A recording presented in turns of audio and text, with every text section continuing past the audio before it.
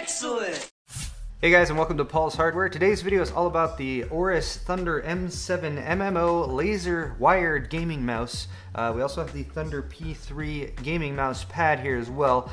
For starters, this mouse is $90 MSRP. Actually, right now at Newegg you can get it for 80 bucks, at least as of the filming of this video. Let's start off with a quick unboxing though. Inside you will find a nice semi-rigid case for the mouse.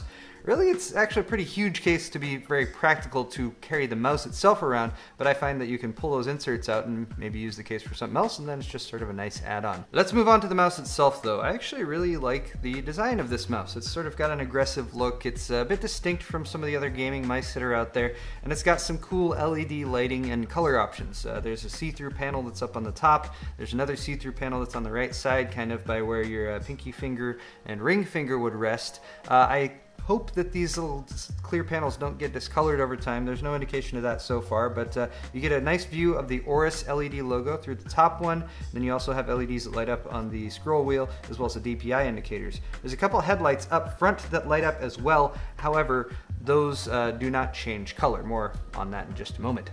Apart from that, on the top there's actually also some texture. There's a slightly different texture finish on the left and the right clicks.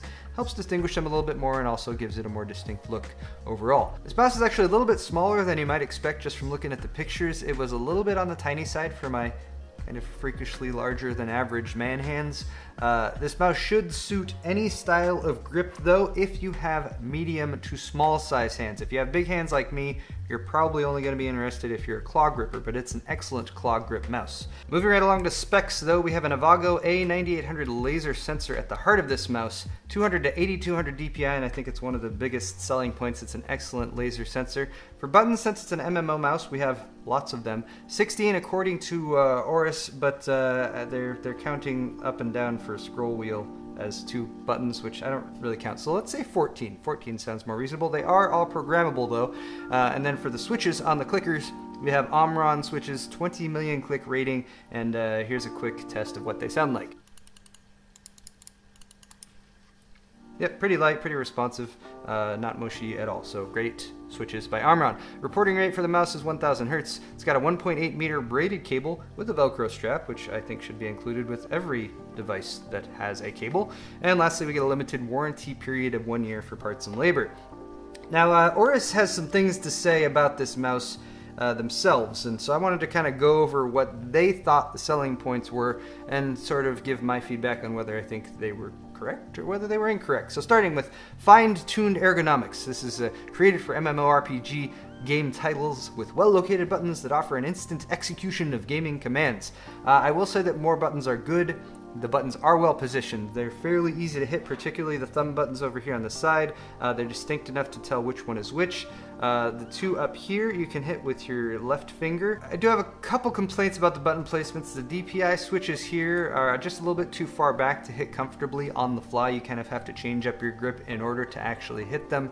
And then there's a profile switcher click button up here on the upper right to the right of the right click. It's just a little bit too easy to press accidentally with your ring finger. It's still playable and usable, it just takes a little bit of getting used to, but I accidentally hit that a few times. Speaking of the scroll wheel, it was the one element of the build quality on this mouse itself that I wasn't all that impressed with. It just doesn't quite have that dense, sturdy feel of some of the other high-end gaming mice that I've tried out. Specifically the Corsair M95 comes to mind because that one's got a really sturdy one. Top of the line gaming sensor, the advanced laser sensor supporting up to 8200 DPI resolution at 150 IPS lightning fast tracking ensures efficient and smooth movement on your multi-screens or the most high-resolution monitors. I will say that being able to go to a really high DPI setting, very, very helpful, especially for a 4K monitor or multi-screens. And I will say also, yes, the Avago A9800 sensor in this one is amazing. It's one of the best features of this mouse, to be honest. It's laser, and it's got the precision and flexibility of movement down, so if that's what you're looking for a mouse for, then that's definitely a great selling point for this one. And of course, all the DPI settings that it's capable of are also fantastic. Speaking of which, on-the-fly DPI switching is the next selling point. It comes out of the box adjusted for 800 to 5600 DPI, and you can switch that and set them up yourself, and you can do on-the-fly DPI adjustment. Honestly, if your $90 gaming mouse doesn't have on-the-fly DPI switching, then you're doing it wrong. Lastly, we have the built-in Aorus macro engine. Profile switch at your fingertips enables you to switch between 5 different gaming profiles, up to 70 macros, memorization capability for the gamer on the go. For this one, I would say yes. The macro engine utility is functional, but here's where you can tell that that Aorus hasn't really been in the game quite as long as some of the other gaming mice manufacturers out there. It's only about 13 megabytes for the utility itself, so it's lightweight, that's good. But the UI is just not quite as polished from a usability standpoint as some of the other ones out there. Again, all the functions are there. You can assign up to 5 profiles, you can assign a color to each profile, you can program up to 70 macros, you can adjust the DPI settings for each of the 4 levels, do key mapping. More advanced functions like LED breathing and polling rate are also there, and all the settings are saved to the mouse's internal memory, so you can take them with you if you unplug the mouse and bring it to a different system.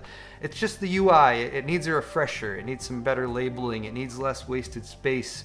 I've seen many mouse softwares over the years, and I've seen them mature over time, so there's still a lot of hope for the macro engine. And again, all of the functions are there, so it's usable, just probably not quite as usable as some of the other ones you've tried if you've tried some of the other options that are out there. Okay, that's all for the mouse for now, but the gaming mouse pad, the Thunder P3, does deserve a bit of attention as well. I never really know what to say about a mouse pad. This one's huge, which is cool, and it's waterproof, which is cool, and for a rubber-based mat like this one, I like that there's stitching around the outside. It gives it a more premium feel, and it should prevent fraying at the edges over time. If you need a huge mouse pad, then the Thunder P3 is definitely a contender for you. So in closing, I think there's 3 things actually that Aorus needs to improve, specifically with the M7. First is the scroll wheel. That's probably my biggest beef. It could really use an upgrade. I've had mice that have had scroll wheels go out, and it always sucks. So next revision, Aorus, upgrade the scroll wheel on that one. Also the lighting options, that would be number 2. They're fantastic in this one. I like having the ability to change that around and give it a little bit of bling and personalize it. Just the headlights up front. I really feel like they should change color with the rest of the mouse. It doesn't keep everything uniform when they always stay the same static color. Not that they're very visible anyway, but it's an aesthetic thing, so I feel like that should all come together. Lastly, the software, you guys probably could already tell, I feel like it needs an update, just an improved UI, a little bit more geared towards usability and everything, and just the big long fields where you have to scroll all the way down to get through all 70 macros or something is just a little tedious.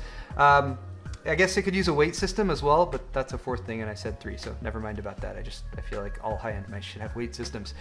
But with these in mind, I will say this is still a very enjoyable mouse to use. Again, I think a lot of people will be happy, especially medium to small hands, claw grippers. But that's all for this video, guys. Thank you so much for watching. There's links to both of these products down in the video's description if you want to go ahead and click those and use that. You can also use my Amazon link if you want to buy stuff from Amazon and give me a little kickback. That's always appreciated. And of course, don't forget to like, share, and subscribe because I'm going to be back very soon with more tech videos.